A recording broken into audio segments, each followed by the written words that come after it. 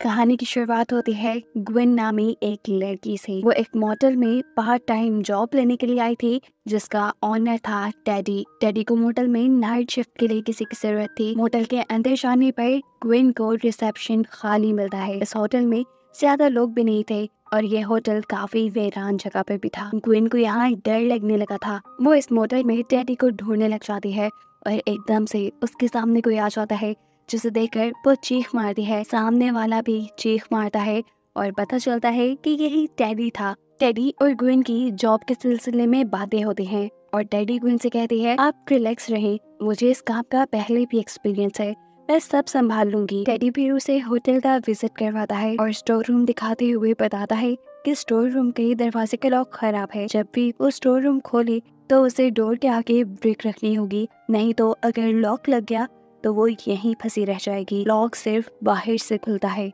Store room से बाहर निकलते हुए ग्वेन नोटिस करती है कि इस मोटल के गैराज में बहुत सारी गाड़ियां थी। न जाने वो खराब थी या ऐसे ही यहाँ पड़ी हुई थी।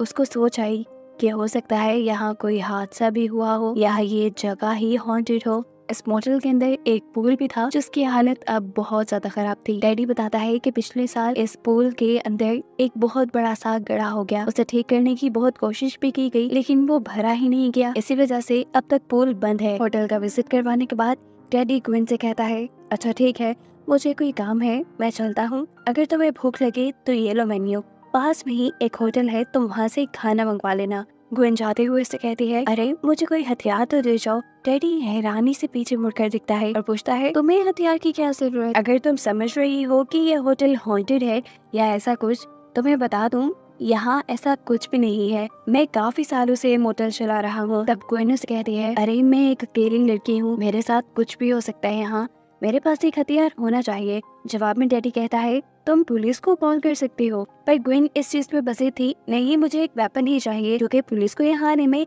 30 मिनट से ज्यादा का टाइम लग जाता है। थक हार कर डैडी कहता है, अच्छा ठीक है भाई, पीछे चाकू और कुल्हाड़ी पड़ी है, अगर तुम्हारे साथ ऐसा कुछ भी हो गया तुम उसे इस्तेमाल करना और अपने दुश्मनों को मार देना। खैर ये सब तो वो मजाक में कह रहा था। अब वो सीरियस होकर ग्वेन से कहता है, सुनो, मेरी कोई दुश्मनी नहीं है और ना ही इस जगह में कोई मसला है। अगर फिर भी तुम्हें कोई मसला नजर आए तो तुम मुझे कॉल कर सकती हो। टेडी के जाने के बाद क्विन दोबारा इस होटल का विजिट करती है और देखती है कि इस होटल में बड़े बड़े चूहे थे। इस मोटल के अभी तक एक ही रूम में गेस्ट थे, जहाँ जाकर ग्विन नॉक करती है। वो असल में गेस्ट से पूछना चाह रही थी कि क्या कोई चीज की जरूरत नहीं उन्हें। जैसे ही ग्विन के नॉक करने पर ये दरवाजा खुला तो ग्वेन को वहाँ एक अजीब लड़की मिली। उसके हाथ लाल थे, उसने पूरा दरवाजा भी नहीं खोला था, पता नहीं अंदर क्या चल रहा था। ग्वेन जब उसे किसी चीज के बारे में पूछती है तो वो नाम में सर हिलाते हुए दरवाजा बंद कर देती है। इसके बाद ग्वेन एक कमरे की सफाई करने के लिए जाती है। वहाँ के विंडो से उसने देखा कि इस मोटल के बाहर एक कार है। ऐसा लग रहा था कि कार में बैठा हुआ जो भी इंसान है वो ग्वेन पे ही नजर रखे हुए था। खैर वो इस चीज को इग्नोर करते हुए रिसेप्शन पे वापस आ जाती है। उसे अब भूख लगी थी, इसीलिए उसने खाना ऑर्डर किया और तभी अचानक उसे रूम 13 से कॉल आई। रूम 13 में तो कोई था भी नहीं। डरते हुए जब ग्वेन ने कॉल रिसीव की तो पीछे से एक औरत के हंसने की आवाज सुनाई दी। ग्वेन बुरी तरह डर गई और उसने फोन रख दिया। ग्वेन जानना चाहती थी कि रूम 13 में आखिर था कौन। डरते हुए वो एक चाकू के रूम 13 के बाहर पहुंच गई। अंदर जाने पे हमें नजर तो कोई नहीं आया, लेकिन ग्वेन को ऐसा महसूस हो रहा था कि जैसे कोई उसका पीछा कर रहा है। डरते हुए वो वहाँ एक फोन उठाती है और अचानक उसके पीछे कोई साया आ जाता है। वो साया वो भूत अपनी असल शक्ल दिखाते हुए ग्वेन के कान में कहता है, इट्स फॉर यू। अपने कान में ये आवाजें सुनकर ग्वेन बुरी तरह घबरा गई। उसके हाथ पांव फूल गए और एक ही सेकंड में वो उल्टे कदमों कमरे से बाहर निकल आई। यहाँ रूम 6 वाली लड़की, जिसका नाम एलिस था, वो ग्वेन को देख चुकी थी। उसे घबराया हुआ महसूस करके वो उसे पूछती है, तुम ठीक तो हो? कुछ ना समझते हुए ग्वेन बस हाँ में ही सर हिला पाती है। हमें पता चला कि एलिस एक अच्छी लड़की थी और हमने जो इससे पहले उसके हाथ लाल देखे थे वो खून से लाल नहीं थे, बल्कि वो तो अपने बाल ड्राई कर रही थी। अभी भी उसके रूम का हेयर ड्रायर खराब हो गया था। वो तो बस उसे एक्सचेंज करवाने के लिए ग्वेन के पास आई थी। ग्वेन उसे लेकर स्टोर रूम में चली जाती है और वहाँ जाके वही गलती कर देती है जो उसे नहीं करनी थी। उसने डोर के सामने ब्रिक नहीं रखी और ऐसे डोर लॉक हो गया। ग्विन और एलिस दोनों ही घबरा गई। ग्विन ने उसे बताया कि अब तो ये सुबह ही खुल पाएगा क्योंकि टेडी सुबह को आएगा। अचानक एलिस को फील होता है कि उसके कंधे पे किसी ने हाथ रखा। देखने पे पता चलता है कि वो तो एक बड़ा सा चूहा था और ये चीज महसूस करने पे एलिस और भी ज्यादा घबरा कर चीख मारती है। उसे इन चूहों से घिन आ रही थी। वो ग्विन से कहती है, तुम कितनी केयरलेस हो, तुम इतना सा भी ध्यान नहीं रख सकते।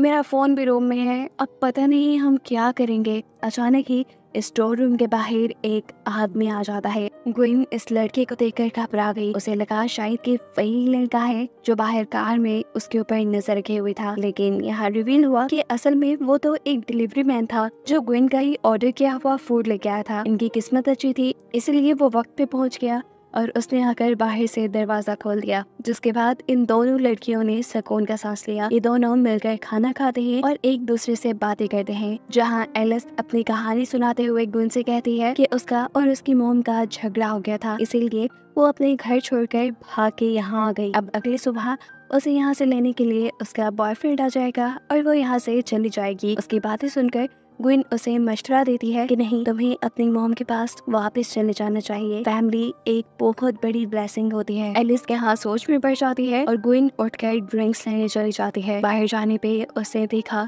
कि पहले जो उसे कार दिखी थी वो कार अभी भी इस मोटल के बाहर थी और उसमें से अभी भी कोई ग्विन के ऊपर नजर रखे हुए था। पहले तो ये ग्विन का शक हो सकता था, लेकिन अब तो ग्विन को कंफर्म हो गया था कि कोई उसके ऊपर नजर रखे हुए है। घबरा कर जब वो होटल के अंदर आती है तो उसके हाथ से बॉटल्स भी गिर जाती हैं। एलिस उसे एक और मरतबा घबराए देखकर उससे पूछती है क्या हुआ। वो नीचे कांच को उठाने में भी ग्विन की मदद करना चाहती थी, लेकिन यहाँ ग्विन ने उसे डांट दिया, ये कहते हुए कि प्लीज यार मुझे दूर हो जाओ। एलिस को बुरा तो लगा, लेकिन वो चुपचाप यहाँ से साइड पे हो गई क्योंकि वो ग्विन की दिमागी हालत समझ सकती थी। कुछ देर बाद हम देखते हैं कि ग्विन दोबारा अपनी ड्यूटी पे है। यहाँ पर एक अमीर कपल एक रूम लेने के लिए आता है। ये कपल बहुत ही अजीब, बहुत बदतमीज था। वो ग्विन से बदतमीजी कहता है, इसीलिए गुस्से में ग्विन भी उनसे 1 घंटे के बजाय पूरी रात का चार्ज करती है। हालांकि उन्हें रूम सिर्फ 1 घंटे के लिए चाहिए था। यहाँ ये लड़का भी ग्विन के मुंह पे पूरी रात के पैसे मारते हुए अपने रूम में चला जाता है।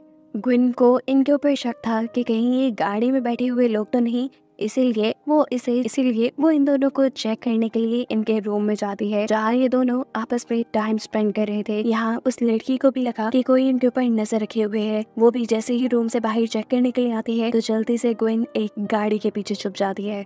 उस औरत के वापस रूम में जाने पर ग्विन वहाँ से चली जाती है। वो पूल के करीब से जब गुजरी तो उसे लगा कि पूल के अंदर कोई चीज हिल रही है। जैसे ही वो उसे देखने के लिए करीब जाती है तो एकदम से पुल का स्टैंड टूटकर वो पुल के अंदर गिर जाती है। उसके पुल के अंदर गिरते ही पुल के गड्ढे में से एक औरत बाहर निकलती है, जो ग्विन को पकड़कर इस गड्ढे के अंदर खींचने लगी। ये औरत तो नहीं थी, एक भूत ही था, जिसे देखकर ग्विन भी जोर जोर से चिल्लाने लगी। उसके चिल्लाने की आवाज़ें एलिस ने भी सुन ली और वो उसकी मदद के लिए आई। जैसे तैसे एलिस ने उसे इस पुल से बाहर निकाल लिया और इसके बाद पूछा, तुमने पुल में क्या देखा। ग्विन को लगा कि अगर वो सच बता देगी तो एलिस उसे पागल समझेगी, इसीलिए वो एलिस से कहती है, कुछ नहीं, बस मैं वैसे ही पुल में स्लिप हो गई थी। एलिस और ग्विन दोनों रूम में आ जाते हैं और एलिस ग्विन से एक और मरतबा पूछती है, बताओ ना तुमने पुल में क्या देखा था, क्या तुम्हें नहीं पता कि ये जगह हॉन्टेड है। उसकी ये बात सुनकर ग्विन के तो चेहरे के तोते ही उड़ गए, क्योंकि उसे इस जगह की हकीकत नहीं पता थी। एलिस ग्विन से कहती है, हाँ, इस जगह के बारे में बहुत सी कहानियां मशहूर हैं, इसीलिए तो मैं यहाँ आई, क्योंकि मुझे पता है कि कोई मुझे ढूंढते हुए यहाँ तक नहीं आएगा। ग्विन बेध्यानी में एलिस की बातें सुन रही थी। अंदर ही अंदर उसे इस चीज पे गुस्सा आ रहा था कि टेडी ने उसे झूठ क्यों बोला। टेडी ने उसे सच्चाई क्यों नहीं बताई कि ये जगह हॉन्टेड है। अब ग्विन को यकीन होने लगा था कि अगर वो एलिस को कुछ बताएगी तो एलिस उसे पागल नहीं समझेगी। हमें दिखाया जाता है कि वो कपल जो यहाँ आया था वो भी वापस जा चुका था, जिसके बाद ग्विन एलिस को बताती है कि जब से मैं आई हूँ मेरे साथ यहाँ कुछ न कुछ अजीब ही हो रहा है। मैंने 2 मरतबा मोटेल के बाहर एक गाड़ी को देखा है, मुझे लगता है कि वो मेरे पीछे आई है। एलिस पूछती है कि तुम्हें क्यों लगता है कि वो गाड़ी तुम्हारे ही पीछे है। जवाब में ग्विन अपनी कहानी सुनाना शुरू करती है और बताती है कि जब मैं बहुत छोटी थी तो एक वॉल्टर नाम का आदमी हमारे घर में घुस आया था।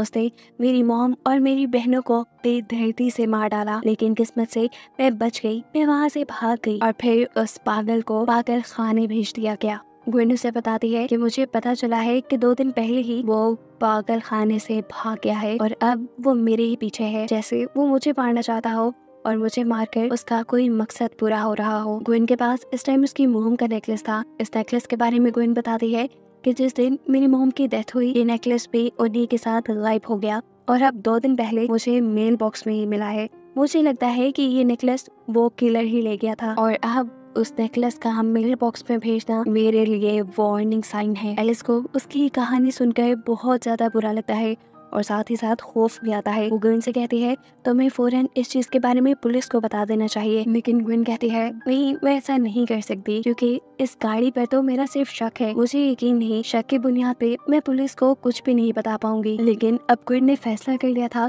कि वो यहाँ से चली जाएगी। जाने से पहले वो एलिस से कहती है तुम अपना दरवाजा अच्छे से बंद कर लेना और सुबह होते ही यहाँ से चली जाना। तब एलिस कहती है हाँ, मैं चली जाऊंगी। मैंने तुम्हारी बातों के बारे में सोचा और मुझे एहसास हो गया कि मेरी मॉम मुझे बहुत प्यार करती हैं। मैं सुबह होते ही उनके पास लौट जाऊंगी और उनसे माफी भी मांग लूंगी। इससे पहले कि ग्विन यहाँ से निकल जाती, वो रिसेप्शन के पास जाती है अपनी चीजें लेने के लिए, जहाँ उसे सीसीटीवी के अंदर बाहर किसी का भूत नजर आता है। एकदम से वही भूत उसके पीछे भी आ गया और ये देखकर वो बहुत ही ज्यादा डर गई। उसने मोटेल के फोन से टेडी को कॉल की और उसे बुरी बुरी बातें कहना शुरू कर दी। उसे होप डांटा ये कहते हुए कि तुमने मुझे क्यों नहीं बताया कि ये जगह हॉन्टेड है। अगर तुम मुझे पहले ही बताते थे मैं यहाँ कभी नहीं आती और अब मैं यहाँ से जा रही हूँ, 1 मिनट यहाँ नहीं रुकूंगी। डैडी उसे रिलैक्स करते हुए कहता है अरे मैं इतने सालों से वो मोटल चला रहा हूँ, ऐसा कैसे हो सकता है कि मुझे न पता हो कि वो जगह हॉन्टेड है या नहीं। तुम रिलैक्स रहो, मैं थोड़ी देर तक आता हूँ। जैसे ही ग्विन फोन रखती है तो मोटल के अंदर एक आदमी आ जाता है। खुलिये से तो वो शरीफ ही लग रहा था, लेकिन जिस तरीके से वो ग्विन को देख रहा था ये काफी अजीब था। वो ग्विन से एक रूम मांगता है। ग्विन उसे पैसे लेकर एक रूम दे देती है, लेकिन ग्विन को शक था कि ये वही आदमी है जिसने उसकी मॉम और उसकी बहनों को मारा था। ग्विन जैसे ही अब उसे कमरा दिखाने जाती है तो अचानक ही अपने चाकू से वो इस आदमी को जख्मी कर देती है, क्योंकि उसे तो ये किलर लग रहा था। लेकिन कहानी में एक सबसे बड़ा ट्विस्ट ये रिवील होता है कि जिसको वो किलर मान रही थी वो किलर नहीं बल्कि एक डॉक्टर था। डॉक्टर भी ग्विन का, वो कोई किलर नहीं था बल्कि किलर असल में ग्विन ही थी। यानी हकीकत ये है कि ग्विन एक पागल थी, एक साइको थी और उसे मेंटल हॉस्पिटल में रखा गया था।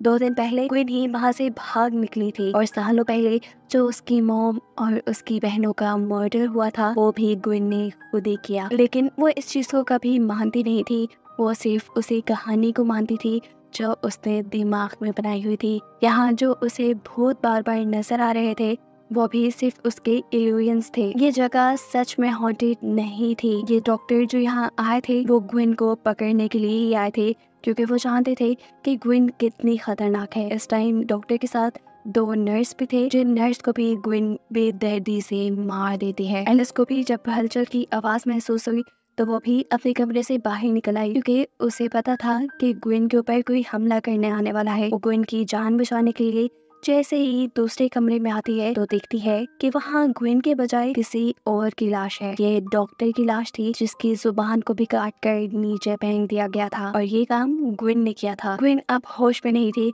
एलिस भी उसे देखकर बुरी तरह डर गई। यहाँ एलिस जो इन सारी चीजों को देखकर कंफ्यूज और परेशान थी, ग्विन उसे भी यहाँ से भागने का मौका नहीं देती और बेदर्दी से मार देती है। थोड़ी देर बाद इस मोटल का मालिक टेडी यहाँ आता है, जिसे भी ग्विन नहीं बख्शती और मोटल के अंदर आने से पहले ही कुल्हाड़ी से उसके ऊपर हमला करते हुए उसका भी मर्डर कर देती है। सीन कट होकर अब कहानी हमें कुछ हफ्तों बाद के दिखाई जाती है, जहाँ देखने को मिलता है कि ग्विन अब इस जगह की ऑनर बन चुकी है।